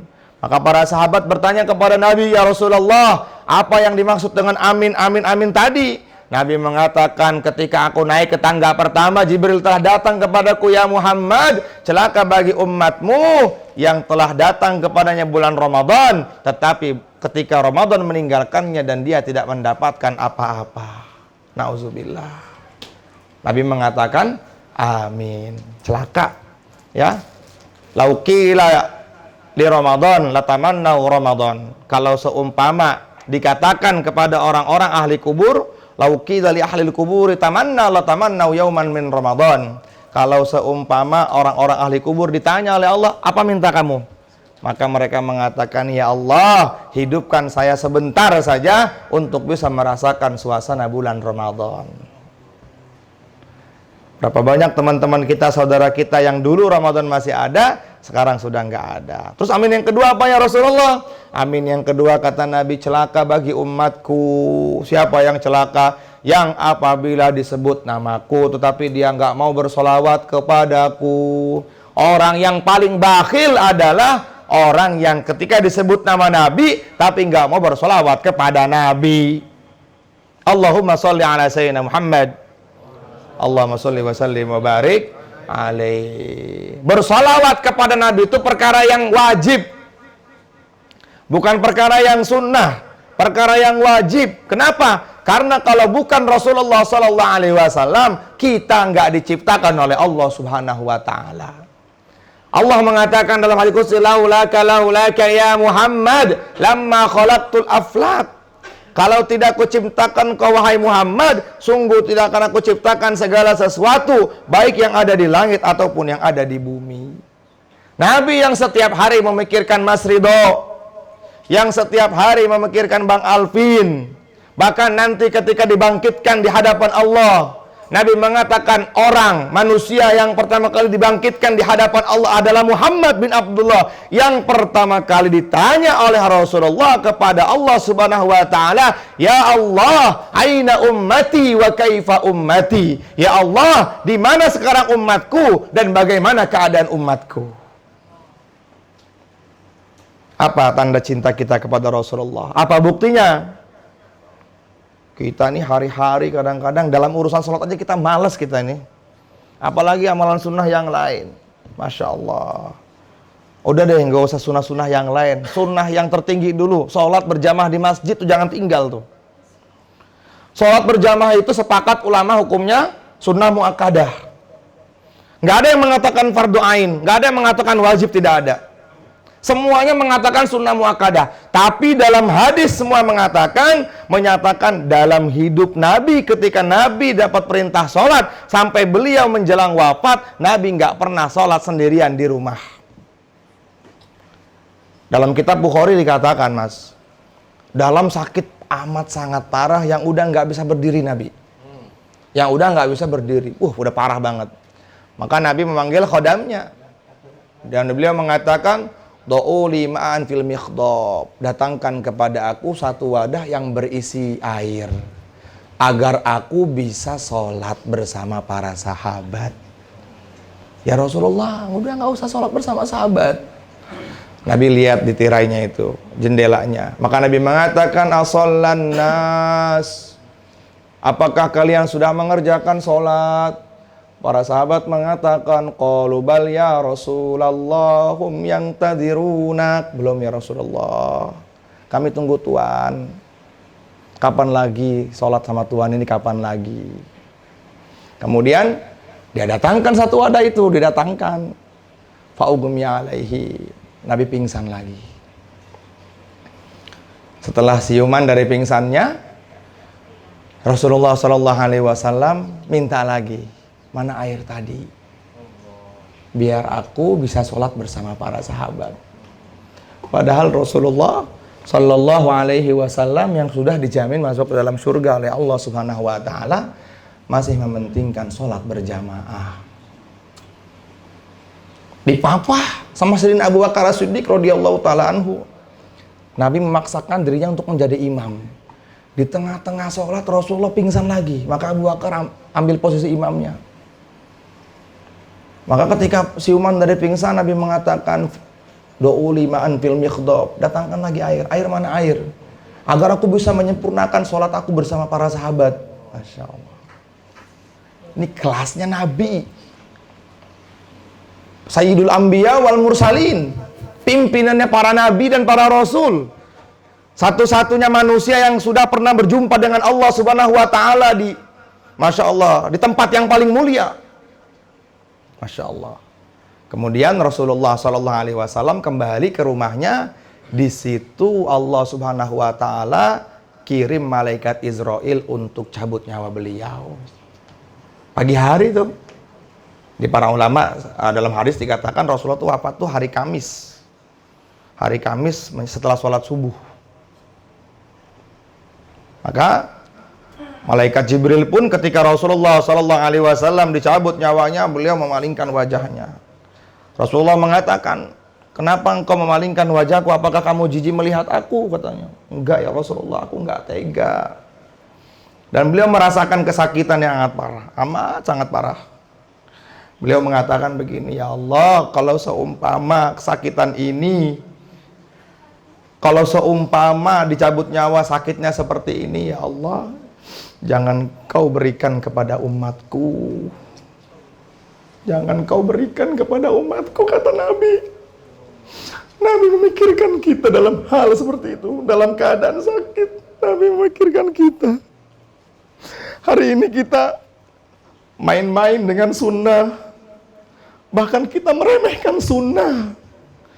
Yang lebih parah lagi, naudzubillah, tidak percaya kepada sunnah. Bahkan dengan enteng kita mengatakan, sunnah ini. Rasulullah dalam keadaan dicabut nyawanya, beliau mengatakan, ya Rabbi, kalau seumpama sakitnya cabut nyawa ini seperti ini, jangan kau berikan kepada umatku. Kasihan mereka, nggak kuat nanti, ya Allah. Coba kita pikir, coba. Nabi itu orang yang gak bisa tidur karena kita, bukan karena para sahabat. Nabi itu orang yang senantiasa menahan laparnya karena kita. Bahkan nanti pada hari kiamat, dikala semua para nabi mengatakan sendiri-sendiri, Rasulullah satu-satunya nabi yang menjumpai Allah, aku yang akan memberikan syafaat kepada umatku. Coba kita pikir-pikir ke situ. Hari ini kita meremehkan sunnah, bahkan meninggalkan sunnah. Masya Allah, na'udzubillah min zalik. Mungkin bisa jadi kita nggak diaku oleh Rasulullah sebagai umat nanti pada hari kiamat. Nggak diaku kita ini. Kenapa? Nggak ada korbannya kita untuk Nabi ini, nggak punya korban apa-apa kita untuk Rasulullah ini. Para sahabat, ada yang lehernya putus, ada yang jantungnya dimakan hidup-hidup oleh temannya. Ada yang matanya telah bergelantungan karena membela Rasulullah SAW. Hari ini kita cuma ngaku cinta, tapi betul-betul nggak punya korban untuk Rasulullah SAW. Nggak perlu deh amal-amal yang kecil. Coba dari sholat berjamaah dulu tuh. Sungguh-sungguh sama sholat berjamaah itu. Itu kata guru kami tuh, orang itu kalau satu sholat jamaahnya diterima tuh udah bisa ngetuk 8 pintu surga itu. Kalau satu sholat jamaahnya diterima oleh Allah, satu aja diterima oleh Allah. Insya Allah ya. Sungguh-sungguh sama sholat jamaah insya Allah ya. Nabi mengatakan, sholatul jama'ati afdalu min sholatil fardhi bi sab'in wa ishrina darajatan. Sholat berjamaah lebih utama daripada sholat sendirian dibanding 25 derajat. Ya, dalam riwayat dikatakan 1 derajat dengan derajat yang lain jaraknya seperti langit dan bumi. Ya, rugi banget orang tuh kalau nggak berjamaah, rugi banget. Rugi. Apa coba alasan kita nggak berjamaah? Ketiduran. Karena sibuk di kantor. Nah, akhirnya kita bikin jamaah di kantor. Boleh berjamaah di kantor, tapi pahalanya nggak sebanyak berjamaah di masjid. Insya Allah ya. Jangankan berjamaahnya, kata Nabi, antum, bagi laki-laki ini bukan perempuan, bagi laki-laki, melangkahkan kaki untuk berjamaah, setiap satu langkah naik derajat, diampuni dosa. Bahkan dalam riwayat yang lain, kalau dia mati ketika dia pengen berangkat berjamaah ke masjid, pada hari kiamat dituntun sama Nabi ke hadapan Allah, masuk ke dalam surga. Masih berani tinggalin jamaah tuh, masih berani tuh. Allahu Akbar. Males-malesan lagi berjamaahnya, kalah sama hawa nafsunya. Padahal Allah mengatakan, waliman khafa maqama rabbih jannatan. Dan bagi orang yang takut kepada Allah karena hawa nafsunya, maka Allah akan berikan 2 surga untuknya. Surga, 1 surga aja udah alhamdulillah, apalagi 2 surga. Kemarin kita baca ngajinya kitab Imam Ghazali. Dalam surga itu kata Imam Ka'ab Al-Akhbar, di situ dikatakan Allah Subhanahu wa taala akan memberikan kepada orang paling miskinnya ahli surga itu 70.000 rumah. Setiap satu rumah, Mas, misalnya ada 70.000 rumah dalam surga, setiap satu rumah ada 70.000 lagi. Setiap 70.000 dari rumah lipatan itu ada 70.000 lagi sampai 3 kali lipat. Dan setiap satu rumah itu banyak sekali kenikmatan. Allah mengatakan, fala ta'lamu nafsum ma ukhfiya lahum min qurrati a'yun jazaa'an bima kanu ya'malun.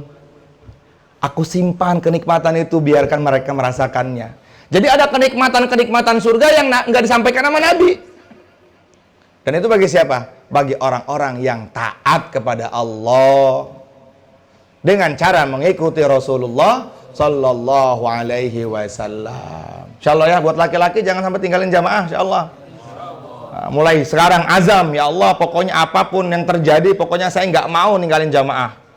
Itu besar pahala berjamaah itu. Nabi mengatakan walau ya'lamuna ma fil atamati wa subhi la'tauhuma walau habwan. Kalau seumpama orang-orang ngaji pelok ini tahu keutamaan sholat Isya berjamaah di masjid, mereka akan ribut untuk mendapatkannya itu.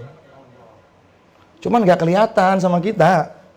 Belum kelihatan. Ditampakkan nih sama Allah. Mas Ridho punya kekayaan begitu banyak untuk untuk bisa mendapatkan berjamaah Isya.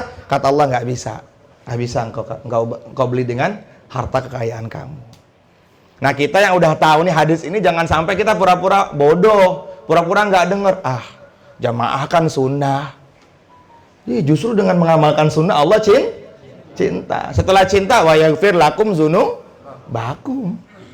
Ketika Allah sudah cinta, pasti dosa diampuni oleh Allah Subhanahu wa ta'ala. Kemudian amin yang ketiga, para sahabat bertanya, ya Rasulullah, apa makna amin yang ketiga itu ya Rasulullah? Maka Nabi mengatakan, Nabi itu dalam riwayat itu diam dulu katanya. Nabi kemudian mengatakan, celaka bagi umatku yang menjumpai kedua orang tuanya sudah lanjut usia tapi malah memasukkan dia ke dalam neraka jahanam. Yang masih punya orang tua khidmat, itu pintu surga kita. Setiap hari Allah buka surga kita tuh lewat kakinya orang tua. Bukan kita cuci kakinya orang tua kemudian kita minum. Bukan, maksudnya ilzam rijlaiha fatammal jannah. Hormat, berbakti kepadanya. Jangan kau katakan di hadapannya dengan perkataan yang menyinggung hatinya. Walaupun dia kafir, wa in zalama, jangan. Karena ridhonya Allah tergantung mereka berdua. Ridhonya Allah tergantung mereka berdua. Anak itu bisa dikatakan durhaka kepada orang tua itu simpel, kata Abu Hasan Al-Basri. Kenapa? Orang tuanya kalau pengen ngobrol sama dia tuh ngatur kata-kata. Kalau kita merasa orang tua kita kok segan sama kita, berarti kita termasuk anak yang durhaka. Dah. Imam Abu Hasan Al-Basri bilang begitu kok. Pak, kenapa nggak diajak anaknya sholat ke masjid? Gak enak, saya baru pulang kerja, kasihan capek. Nggak enak saya. Bapaknya nggak enak sama anaknya, coba. Nauzubillah min dzalik. Harusnya bapak tuh sama kita tuh ya udah, pokoknya terserah bapak lah. Mau diapain kayak kita kalau nggak sholat? Ini mah takut orang tua sama anak. Nauzubillah summa nauzubillah. Fala taqul lahuma uffin. Janganlah sekali-kali kalian mengatakan di hadapan orang tua kalian. Wala tanharhuma, apalagi sampai membentaknya. Ibu gimana sih? Gara-gara cuman salah paham. Nauzubillah. Maka berbaktilah kepada mereka. Minta maaf tuh setiap hari itu wajib sama mereka tuh. Dan bagi teman-teman yang sudah tidak ada orang tuanya, maka hadiah terbaik untuknya pertama doakan. Yang kedua, sambung tali silaturahim kepada keluarga kerabat. Kalau yang misalnya bapaknya udah nggak ada, maka tanda bakti kita kepada bapak kita ya sambung tali silaturahim kepada keluarganya bapak. Teleponin, apa kabar paman? Alhamdulillah. Mas, kenapa nggak pulang? Bapak udah nggak ada lah, ngapain? Kan ada paman. Nabi mengatakan paman itu tingkatannya seperti bapak, bimang zilatil ab. Jadi kedudukan paman dari bapak itu, kakaknya bapak, adiknya bapak, baik yang laki-laki ataupun perempuan, itu kedudukannya tinggi sama seperti orang tua kita yang bapak. Jangan sampai kita orang tua udah meninggal dunia nggak mau pulang kampung, alasannya udah nggak ada orang tua ngapain? Durhaka tuh anak yang kayak gitu tuh. Kemudian kalau yang nggak ada ibu ya sama, sambung tali silaturahim dengan kerabat-kerabatnya ibu. Kalau kita ada kemampuan berikan. Jangan orang tua kita kerabat keluar nggak boleh. Ya nggak boleh. Nauzubillah summa nauzubillah. Kemudian yang ketiga, sambung tali silaturahim kepada teman dekatnya orang tua. Itu dalam kitab Muntaha tuh. Adab bakti orang tua kepada adab bakti anak kepada orang tua yang sudah meninggal. Pertama, doakan, jelas. Idza mata ibnu Adam in qata'at amaluhu illa min salasin. Kalau anak Adam meninggal dunia maka akan terputus seluruh amal kecuali 3. Pertama, shadaqatin jariyatin, sedekah jariah. Yang kedua, au ilmin yuntafa'u bihi, ilmu yang bermanfaat. Yang ketiga, au waladin sholihin yad'u lahu, anak yang mendoakan orang tuanya. Makanya penting didik anak dalam urusan agama. Lebih baik capek sebentar daripada nanti capeknya selama-lamanya. Lebih baik habis harta kita buat anak sebentar dari umur 1 hari sampai 14 tahun daripada kita ngumpulin harta terus tapi nanti harta kita buat ngurusin anak sampai dia mati. Pak, anaknya masuk penjara. Pak, anaknya digebukin. Pak, anaknya bikin rusuh. Wah, pusing tuh orang tua kayak gitu. Lebih baik nangis sebentar. Aduh, saya nggak tega ninggalin anak di pesantren. Nggak apa-apa. Justru antum malah, kalau seandainya anak antum gak di pesantren kan, antum adalah orang yang paling gak tega sama anak. Kenapa? Iya, anak dididik dalam urusan agama, antum bilang gak tega. Sekarang anak diumbar dalam urusan dunia, antum bilang gak, biarin aja lah. Nauzubillah, summa nauzubillah. Mendingan nangis dulu sebentar. Bismillah, nangis dulu sebentar. Gak apa-apa, orang pisahnya cuma sebentar. Sebulan sekali juga bisa kita tengok. Seminggu sekali bisa bisa telepon. Aduh, kejauhan lah, janganlah. Kasihan nanti makannya bagaimana? Ya dimakan, ya makanlah. Saya alhamdulillah umur 11 tahun. Umur 11 tahun masih ingusan dibawa orang tua ke Jawa Timur, nggak punya siapa-siapa. Dulu Temboro belum kayak sekarang, Mas. Dulu Trangkil tuh nggak ada tuh. Dulu saya waktu ke Temboro tuh bangunan tuh masih pondok pusat tuh, 2001 Temboro tuh masih pondok pusat sama pondok utara. Nggak ada pondok Trangkil itu, wah. Udah, kamu kata Abah di sini, itu saya ingat banget omongan orang tua saya. Di belakang kamu nih, ada berjuta-juta umat yang menunggu. Kata Abah saya itu, sungguh-sungguh.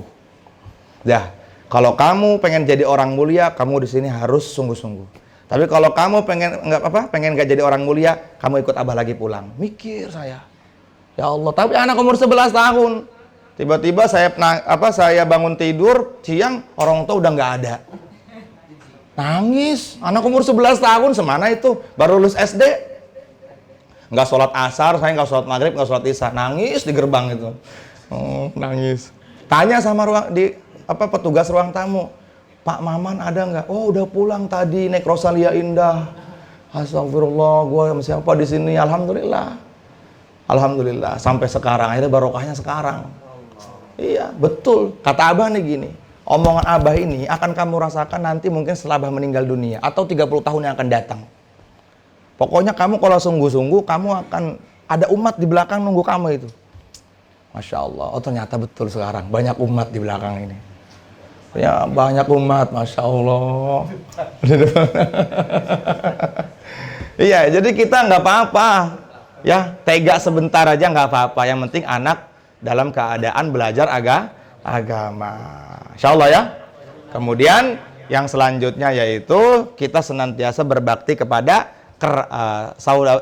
temannya orang tua kita. Temannya orang tua kita harus kita berbakti kepadanya.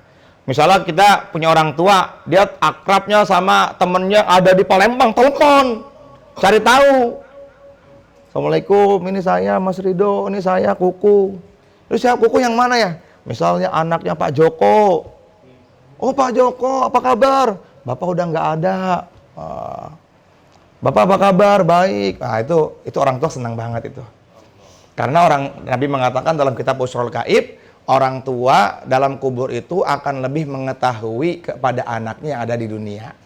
Ya, yatazawaruna wa yatabahawna fi kuburihim. Mereka tuh akan saling bangga kepada teman-temannya. Misalnya gini nih, hari didoakan nih, alhamdulillah dapat paket saya, dapat paket. Wih, paketnya banyak banget. Iyalah, siapa dulu anak saya gembus, rumahnya dipakai ngaji terus.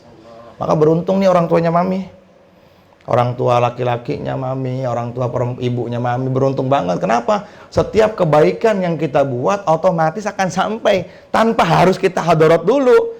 Saya sedekah buat orang, bukan. Karena kita bisa hidup ini karena orang tua. Makanya Nabi mengatakan dalam riwayat hadis Muslim, ketika anaknya ngaji, orang tua dalam kubur yang lagi disiksa tiba-tiba diberhentikan oleh Allah. Ditanya sama orang tuanya, kenapa? Malaikat itu bilang, saya malu nyiksa orang tua yang anaknya lagi baca alif, ba, ta, sa. Orang tuanya lagi enak-enak nyantai di kubur, tiba-tiba jebret, apaan ini? Tiba-tiba kuburan tuh nyempit. Kenapa ini? Anak kamu ninggalin sholat. Anak kamu keluar rumahnya nggak pakai kerudung. Anak kamu main judi. Anak kamu lagi gibah katanya. Hati-hati tuh. Astagfirullah. Insyaallah ya. Maka senantiasa kita menyikapi hukum Allah tuh nggak usah pakai mikir-mikir. Insyaallah ya. Nah, hukum Allah tuh harus kita tawajuh sungguh-sungguh. Kalau perintah Allah maka kita kerjakan dengan sungguh-sungguh tanpa harus berpikir lagi. Insyaallah mas.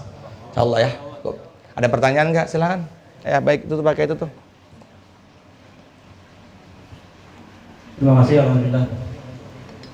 Saya pernah membaca hadis tentang masalah sunnah. Orang yang menyatakan sunnah. Man rogiba an sunati falaysa minni. Man rogiba, bukan rokiba. An sunati falaysa minni. Barang siapa yang tidak suka atau tidak senang dengan sunnahku, maka dia bukan termasuk golonganku. Ayat termasuk tadi itu orang yang menyepelekan tentang masalah jamaah. Dia tidak mau berjamaah. Sunnah ini berarti secara tidak disadari bahwa orang itu adalah menyepelekan dan tidak suka, gitu kan? Walaupun itu adalah ada kebaikannya. Tapi dia tidak berusaha untuk yang lebih baik lagi. Berarti apakah itu tidak termasuk golongannya gitu? Iya benar. Nah, dan juga dalam hal masalah memelihara jenggot kadang-kadang itu kan. Ini sunnah, saya kan masih muda, asak rok aja saya madu, ini gitu. Ini jenggot saya kan putih, kan asak rok aja. Berarti itu juga termasuk menyepelekan sunnah. Itu mengabaikan gitu. Berarti mereka itu tidak termasuk golongannya. Bukan. Gitu atau gimana gitu. Kalau meremehkannya dalam hal urusan menghina, seperti buat apa lu janggutan kayak kambing lu. Itu bisa rogibaan sunnati falaisa minna, kata Nabi tuh. Dia termasuk yang nanti pada hari kiamat nggak diaku sebagai umat Nabi, mas. Orang yang meremehkan sunnah atau menghinakan sunnah, maka dia bukan termasuk umat Nabi pada hari kiamat. Beda dengan kenapa nggak berjanggut? Duh, belum kuat, masih muda, takut dikatain. Itu nggak jadi masalah.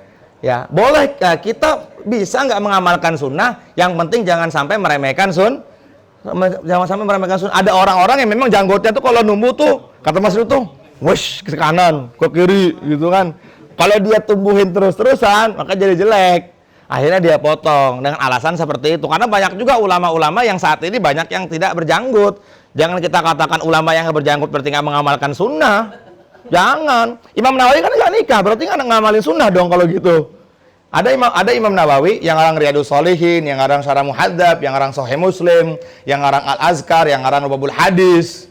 Beliau saking enaknya ngarang kitab sampai lupa nikah. Di usia 53 tahun beliau wafat. Ya, lupa nikah karena ngarang kitab. Wah, Imam Nawawi itu nggak ikut sunnah tuh. Kenapa? Nggak nikah? Bukan. Beliau mah lupa nikah bukan karena meninggalkan nikah, bukan karena meninggalkan sunnah, tapi saking enaknya tenggelam dalam kitabnya, akhirnya beliau lupa nikah. Berarti artinya ada uzur tertentu. Ada uzur tertentu, tapi gampang. Yang di dunia belum nikah, di surga pasti menikah. Nabi mengatakan, laisa fil jannati azab. Di surga tuh nggak ada jomblo. Semuanya pasti punya istri. Yang belum nikah, siapa belum nikah? Jangan nikah juga. Kalau gitu makasih alhamdulillah ya. Ya, insyaallah. Ya. Ada lagi nggak? Silakan. Ayo. Ya, Ustaz Gifari. Yang bisa dijawab ya, Tat ya. Yang nggak bisa PR ya, Tat ya. Nah, ini dulu. Bismillahirrahmanirrahim, Ustaz. Terima kasih atas kesempatannya, Ustaz Adud. Semoga Ustaz Adud diberikan panjang umur, dijaga oleh Allah Subhanahu Wa Taala, dijadikan pengikut-pengikutnya ini nanti orang-orang yang berbahagia di padang mahsyar. Ustaz, saya mau tanya terkait tentang sahabat. Nanti satu itu dijabri ntar insyaallah. Para sahabatnya kan harus kita jadikan idola kita, panutan kita, suri tauladan kita. Cuma kalau saya lihat diri saya sendiri aja nih Ustaz, kayaknya kalau untuk mengikuti para sahabat itu kayaknya bukan jauh lagi Ustaz, kayak nggak mungkin gitu Ustaz. Kalau saya ngeliat kehidupan saya pribadi aja gitu, maksudnya kayaknya jauh banget, nggak mungkin lah gitu Ustaz. Mungkin paling bisa-bisa meniru pun juga wallahu a'lam gitu, apakah itu disebut meniru. Nah kan kalau dibilang man tasyabbaha biqaumin fahuwa minhum kan, kalau niru-niru kan digolongkan. Nah saya mau tanya, batas minimal menirunya itu seperti apa Ustaz? Batas minimal itu seperti apa Ustaz? Apakah ada batasnya ataukah paling enggak ditiru berapa sunahnya atau ditiru apanya? Mungkin itu Ustaz. Jazakumullah khairan. Ya, semaksimal mungkin kita meniru para sahabat, sekemampuan kita. Ya jangan sampai memaksakan banget. Para sahabat meninggalkan anak istrinya sampai kita tinggalkan anak istri kita, terus di rumah nggak ditinggalin apa-apa, itu salah juga itu kayak gitu tuh. Jadi Sayyidina Umar dengan Sayyidina Abu Bakar aja levelnya udah berbeda. Dalam ketika hijrah dari Mekah ke Madinah, maka Rasulullah bertanya kepada Sayyidina Abu Bakar, apa yang kau tinggalkan wahai Abu Bakar? Abu Bakar mengatakan, Allah dan Rasulnya saya tinggalkan di rumah saya. Itu kelasnya Sayyidina Abu Bakar. Ketika Sayyidina Umar ditanya oleh Rasulullah, apa yang kau tinggalkan? Allah dan Rasul. Nabi malah marah, jangan. Kamu nggak bisa kayak Abu Bakar. Jadi likhtilafi sa'i. Jadi tergantung siapa yang kita mampu ikutin, ya ikutin tat. Semampu kita aja, ya. Semampu kita. Kalau kita bisa ikutin sahabat yang sholat semalaman suntuk, ya bagus. Kalau kita kayak misalnya Mas Ridho nih, orang kaya, maka cari sahabat yang kaya raya. Oh, Abdurrahman bin Auf, Ali bin Abi Thalib, Utsman bin Affan, kemudian lagi siapa lagi? Sa'ad bin Abi Waqqas, Mu'adz bin Jabal, kan orang-orang kaya. Ikutin. Jadi semampu kita aja lah, Tat. Ukurannya ya menurut kemampuan kita itu ukurannya. Jangan sampai memaksakan kehendak. Jangan sampai jadi zolim sendiri atau enggak jadi terlalu ngejos. Kalau kata Kiai Ubed itu, ngejos itu merugikan orang banyak. Merugikan orang lain. Wah, sholat. Ada sahabat namanya Abu Darda, kalau nggak salah ya Ustaz Reza. Tadi Abu Darda yang setiap hari sholat, sampai-sampai istrinya ditinggalkan. Siangnya puasa. Abu Darda, insya Allah Abu Darda. Maka dia nih sholat terus, puasa terus, zihad terus. Rasulullah SAW marah. Ya Abu Darda, fa inna likulli dzi haqqin haqqo. Wahai Abu Darda, setiap segala sesuatu yang Allah titipkan kepada kamu tuh punya hak. Jadi ya jangan terlalu berlebihan. Nyantai aja dalam urusan agama tuh cari yang paling simple aja. Yang bisa kita kerjakan ya kerjakan, yang belum bisa kita kerjakan minta pertolongan kepada Allah. Kalau Ustadz Gifari pengen ngikutin Sayyidina Abu Bakar ya nggak mungkin lah. Cari sahabat-sahabat yang lebih nyantai. Siapa ya? Kayak Nuaiman, ketawa, guyon. Ya kan ngerjain orang tapi jangan diikutin ngerjainnya gitu kan. Kalau Sayyidina Nuaiman ngerjain orang udah dapat gelar radhiyallahu anhu. Dan ikut perang Badar. Loh kalau kita ngikutin Nuaiman, ente siapa? RA aja nggak dapet. RA-nya Raudatul Atfal Taman Kanak-Kanak. Lulusan Raudatul Atfal Taman Kanak-Kanak. Oh ya saya mah RA, iya. bukan radhiyallahu anhu. Ya, kita boleh ikut sahabat tapi semampu kita. Insyaallah. Makanya kan Nabi mengatakan, "Alaikum bisunnati." Wajib kepada kalian mengikuti sunnahku. Wa sunnati. Nah, kalau enggak sunnahnya al-khulafau ar-rasyidin al-mahdiyyin atau sunnah sahabat-sahabatku yang diberikan petunjuk kepadanya. Maka seluruh sahabat itu siapapun yang kita ikuti maka kita akan mendapatkan petunjuk dari Allah. Sebagaimana Nabi mengatakan, ashabi kan nujum bi ayyihi muqtadaitum ihtadaitum. Sahabat-sahabatku itu seperti bintang. Siapa saja yang kita menirunya, maka kita akan mendapatkan petunjuk dari Allah. Silahkan bebas. Insyaallah Tat, gitu Tat. Ukurannya semampu kita aja. Gimana Mas? Terakhir Tat. Biar pas babnya. Jadi Sekarang ini kan seperti Ustadz Ghifari tadi bilang, sahabat susah kita. Saya juga selalu bilang untuk sahabat. Dan sekarang banyak golongan-golongan yang ikuti Rasulullah, ikuti Rasulullah, ikuti Rasulullah. Nggak ada tuh namanya apa tabi-tabi itu apa itu banyak seperti itu. Ya saya bilang, dan intinya membatasi amal itu. Karena kita kalau nyontoh Rasulullah, bawa sampai mimpi sampai hidup 9 nyawa aja kayaknya susah kalau kita manusia itu. Iya, kalau susah. Kita berusaha semaksimal mungkin. Tapi kan kita kalau nggak tahu dari ulama ini, kita nggak tahu Rasulullah itu melakukan apa itu. Kan ulama kan. Kecuali kita langsung berguru sama Rasulullah, dimimpiin tiap malam sama Rasulullah. Ridho kamu kerjain ini, sunahku ini, enak kayak gitu. Kan kita dari ulama. Kita belajar dari ulama, tapi kita nggak boleh nyontoh ulama-ulama tertentu atau ibaratnya membatasi apa itu kiai, apa itu wali dan lain sebagainya. Bahkan kita amal-amal itu dibatasi, zikir keras-keras nggak boleh dan lain sebagainya lah, macam-macam lah. Kita gimana itu, kita aja terbatas ya kan, terbatas ilmunya. Kita mau mengamalkan sesuai yang diajarkan ulama-ulama kita sendiri Ahlussunnah wal Jamaah, kita dibilang bid'ah. Ya kan, kita gimana lagi? Kita terbatas, kita pengen banyak, amalan itu pengen banyak. Nah itu menyikapi hal-hal tersebut seperti apa? Pertama, orang yang langsung mengatakan ikut Rasulullah itu udah keliru.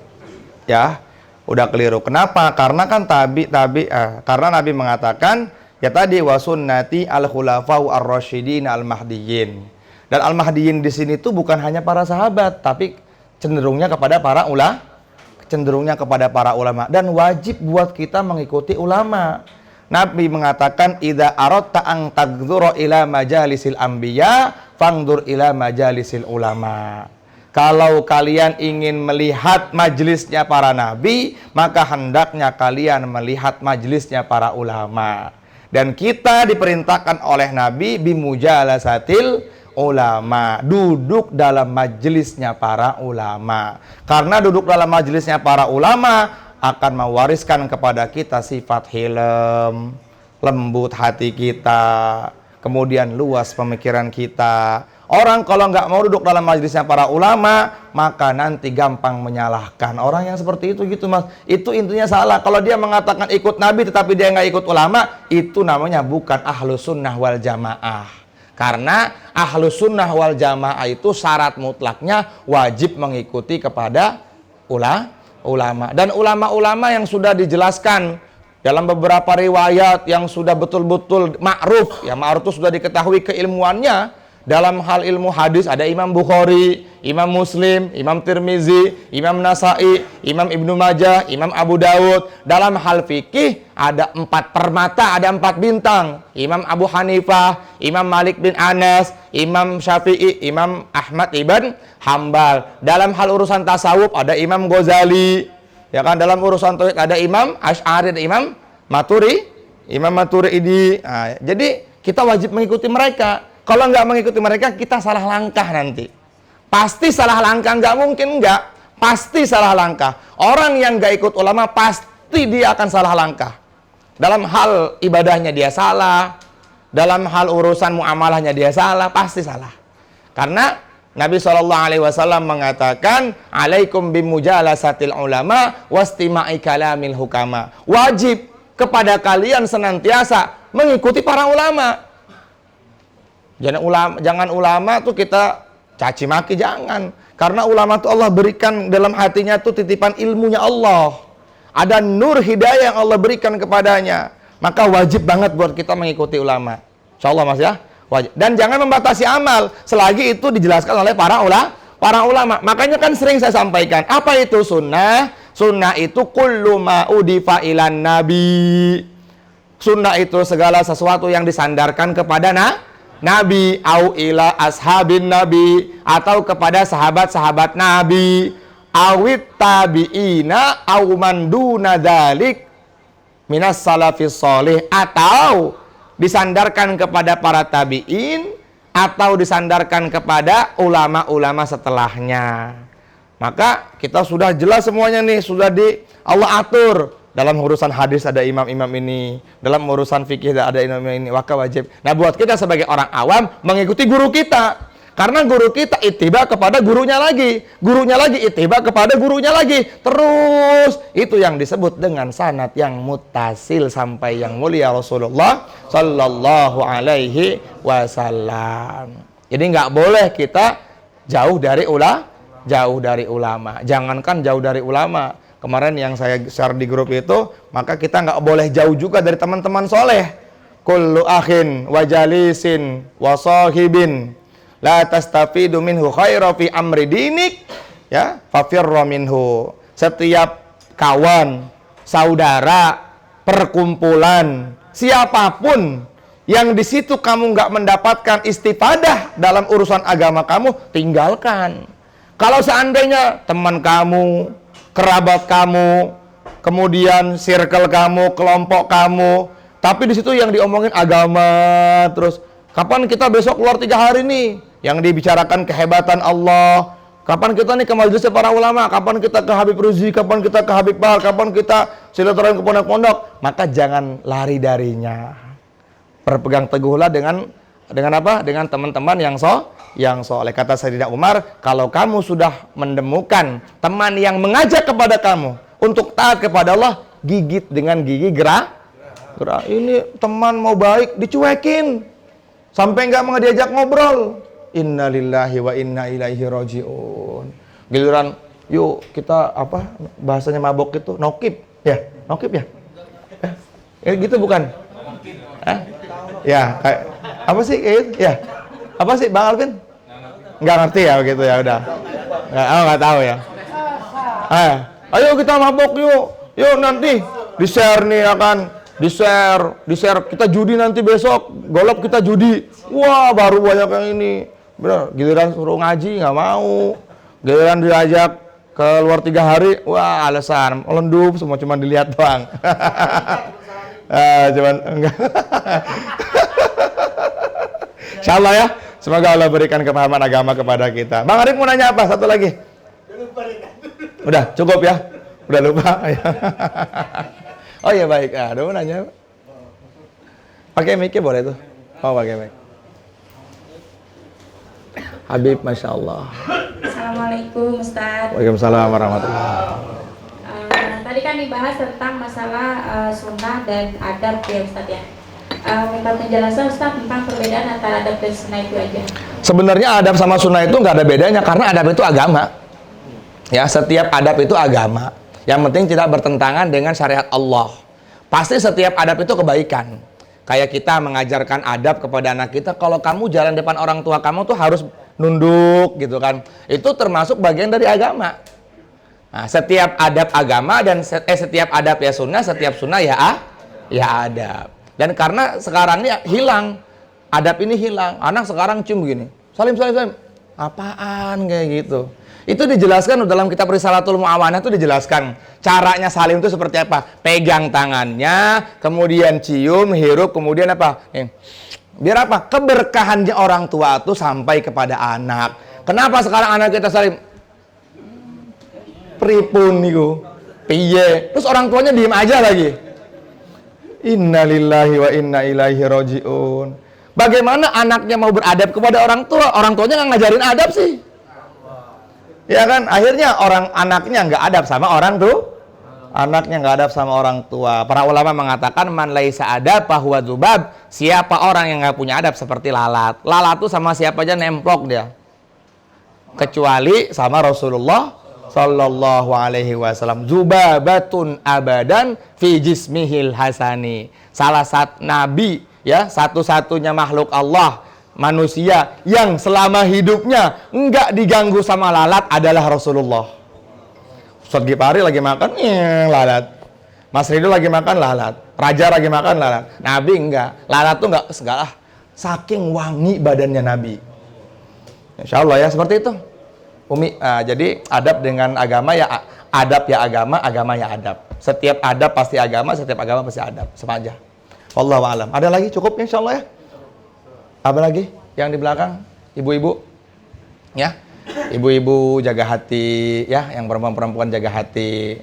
terima apapun dari Allah Subhanahu wa taala. Saling legowo, saling memaafkan karena Allah mengatakan wal kadziminal ghaidza wal 'afina 'anil nas. Ada pintu surga yang dimasuki oleh orang-orang yang memaafkan walaupun dia nggak salah.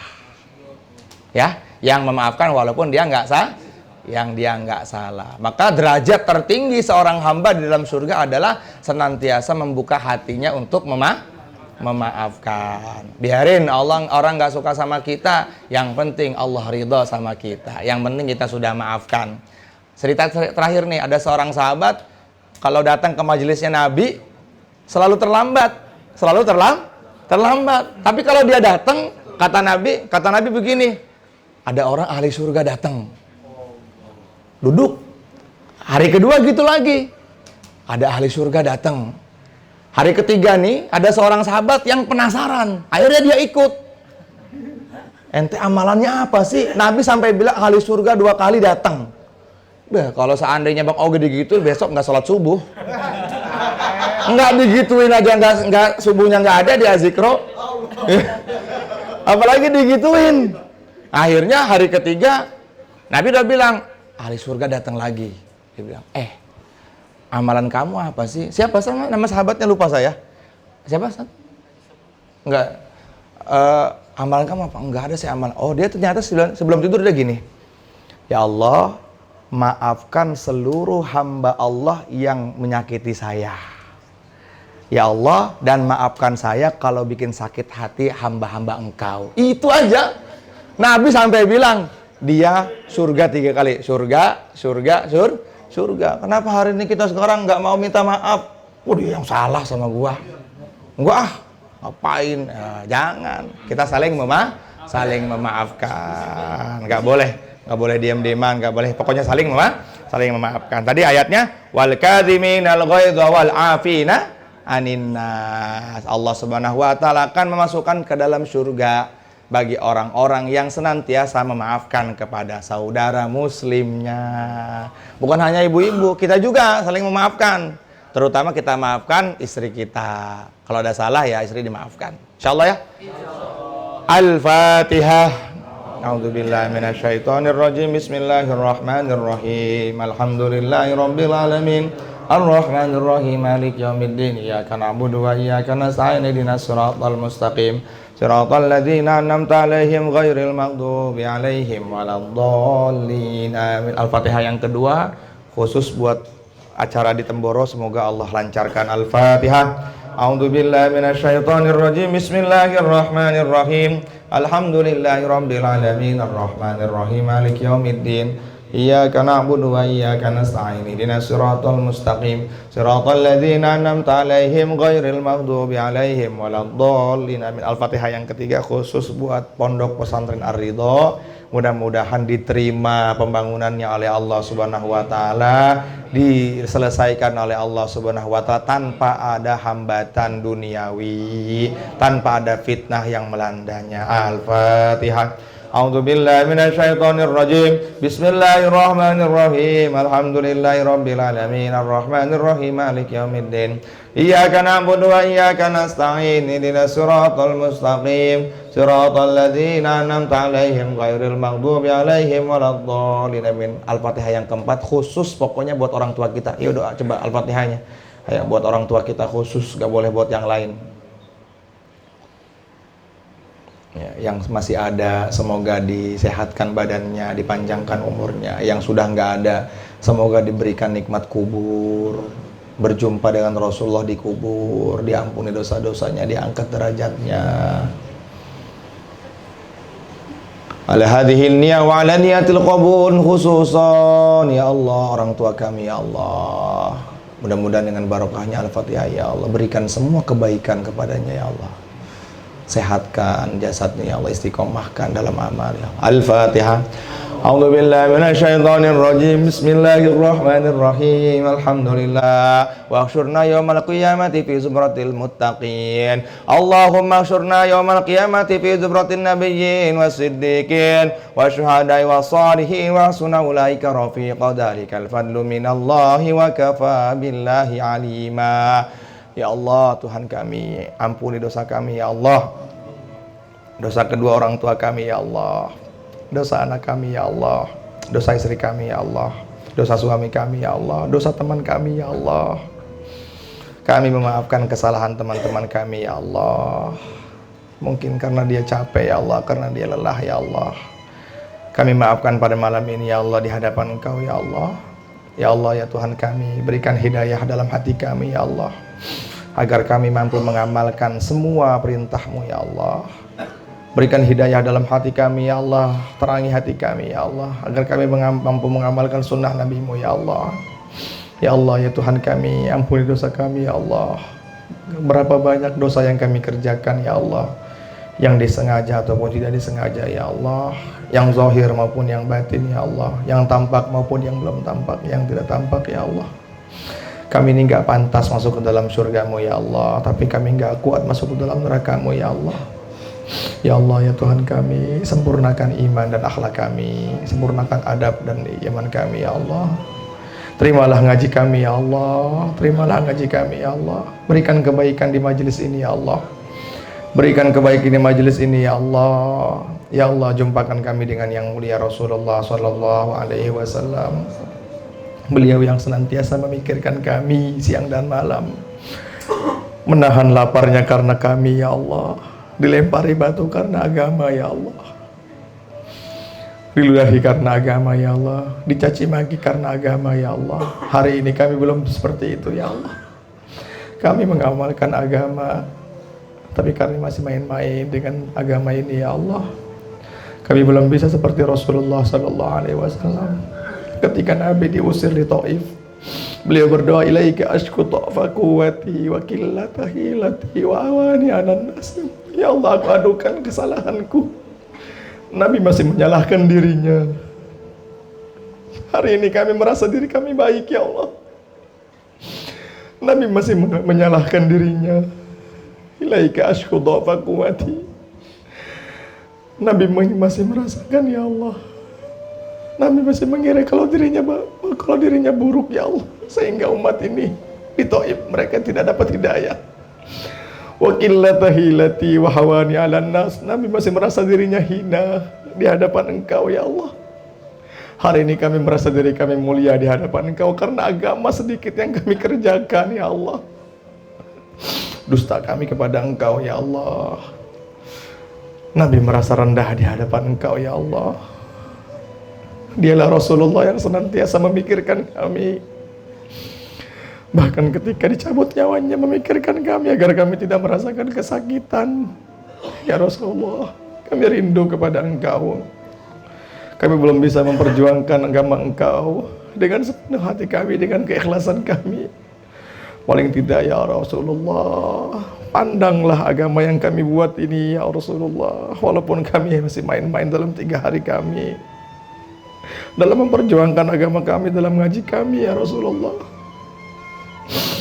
Ya Allah Tuhan kami, berikan keberkahan Rasulullah kepada kami dan kepada kedua orang tua kami. Kami gak bisa memberikan apa-apa kepada kedua orang tua kami.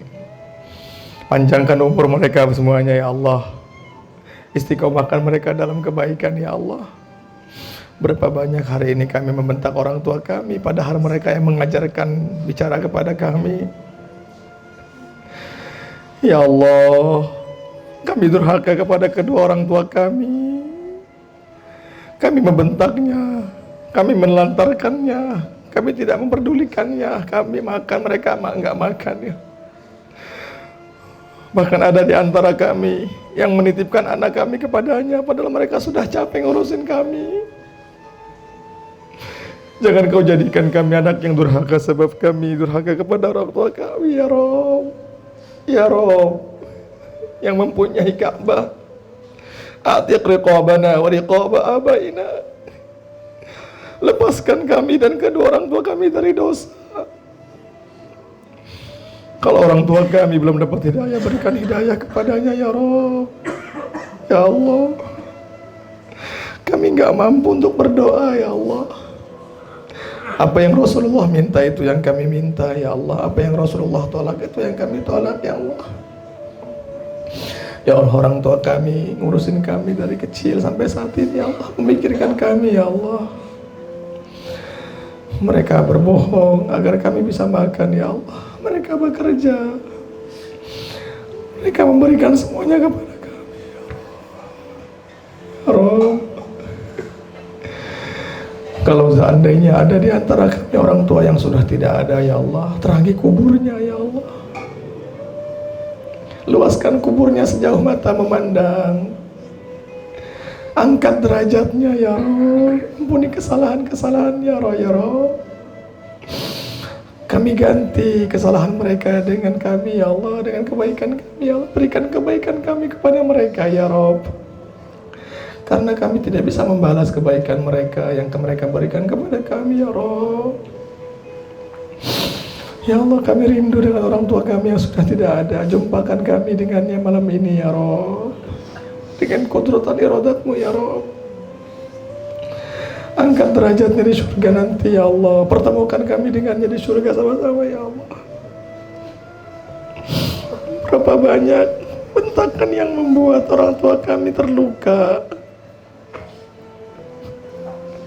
buruk kami di hadapannya, ya Allah. Ya Rabbi, ampuni mereka semua, ya Rabb. Ibu kami terutama, ya Allah.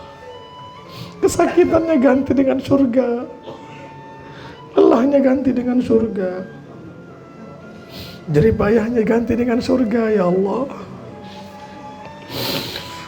Kami butuh syafaat dia, ya Allah. Pertemukan kami nanti di surga Firdaus bersamanya, ya Allah. Masukkan mereka ke dalam surga Firdaus, ya Allah. Ya Allah, ampuni kami yang senantiasa membentak mereka, ya Allah. Yang tidak sepaham dengan mereka, ya Allah. Yang durhaka kepada mereka, ya Allah. Kami janji kami tidak akan membentak lagi orang tua kami. Kami janji akan berkhidmat kepada orang tua kami, ya Rabb. Kami janji akan berkhidmat kepadanya, ya Rabb. Ampuni, ya Allah. Ya Allah, Tuhan kami, sempurnakan akhlak dan iman mereka semuanya, ya Allah. Sempurnakan amal mereka, ya Allah. Matikan mereka dalam keadaan mengucapkan 2 kalimat syahadat. Engkau ridho kepada mereka, agar mereka ridho kepada kami, ya Rabb. Ya Allah, ya Tuhan kami, sukseskanlah pertemuan kami nanti. Kami ingin berjumpa dengan guru-guru kami.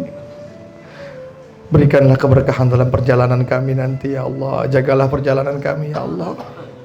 Berikan hidayah kepada kampung-kampung yang kami lewati, ya Rabb.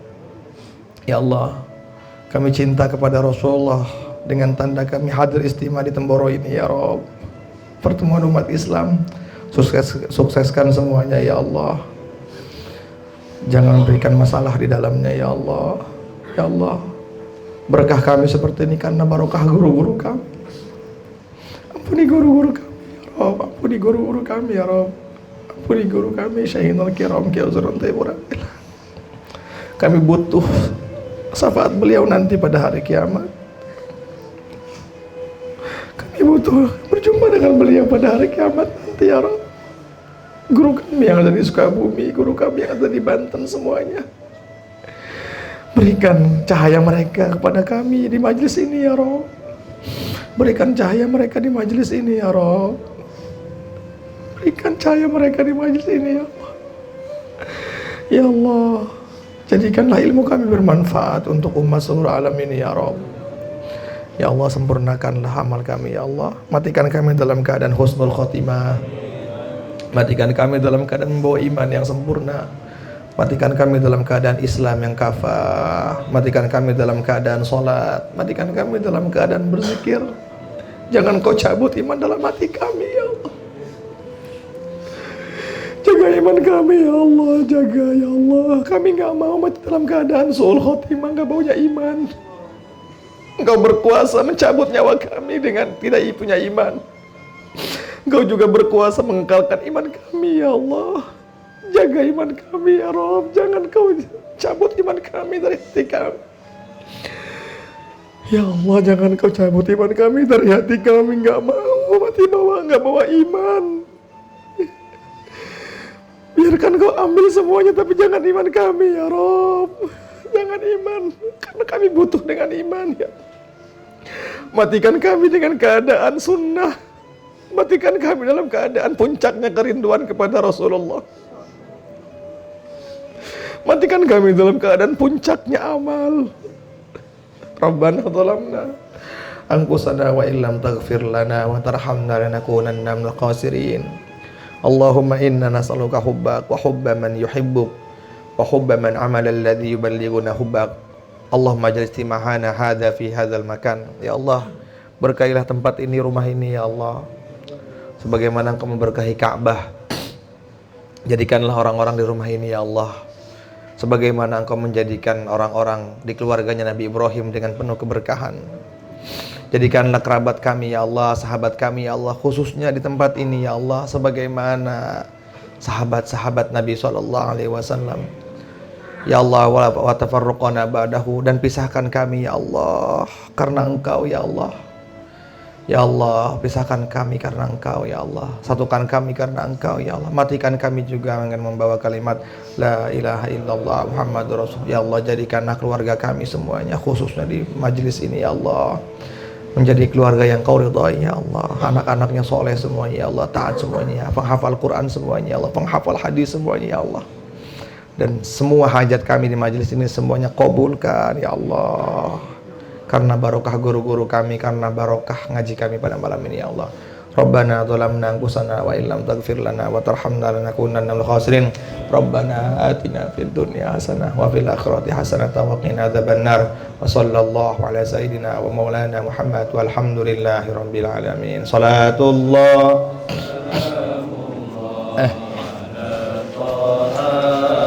Rasulillah, salatullah salamullah ala yasin habibillah, tawassalna bismillah wa bil hadi rasulillah wa kulli mujahidin lillah. Subhanallah bihamdihi, subhanakallah wa bihamdik, asyhadu an la ilaha illa anta, astaghfiruka wa atubu ilaik. Mohon maaf. Assalamualaikum warahmatullahi wabarakatuh.